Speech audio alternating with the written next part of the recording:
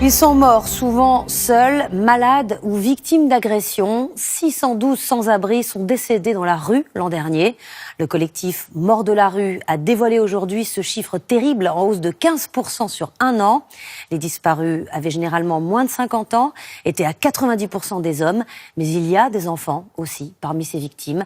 Les précisions de Catherine Rougerie et Jean-Pierre Magnodet. Exposés au vent, au froid, aux agressions, ils sont particulièrement vulnérables.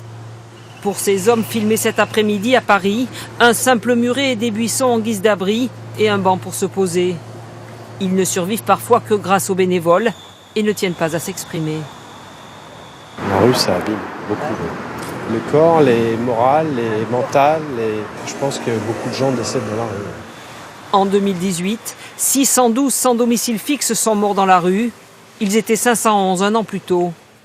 Le collectif des morts de la rue qui les a recensés n'explique pas cette hausse.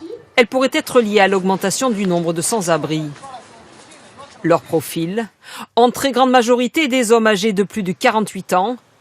4 sur 10 sont de nationalité française, 3 sur 10 souffrent au moins d'une addiction. Autre chiffre édifiant, au moins 13 mineurs, souvent des migrants, font partie des personnes décédées. Selon l'association, ce sombre recensement serait pourtant très en dessous de la réalité. Nos chiffres n'y sont pas exhaustifs puisque nous prenons connaissance des décès par nos partenaires, par les associations, les institutions et les médias. Et on sait par un travail de rapprochement qui a été fait avec un institut que les vrais chiffres sont 6 fois supérieurs aux chiffres que nous-mêmes on avance.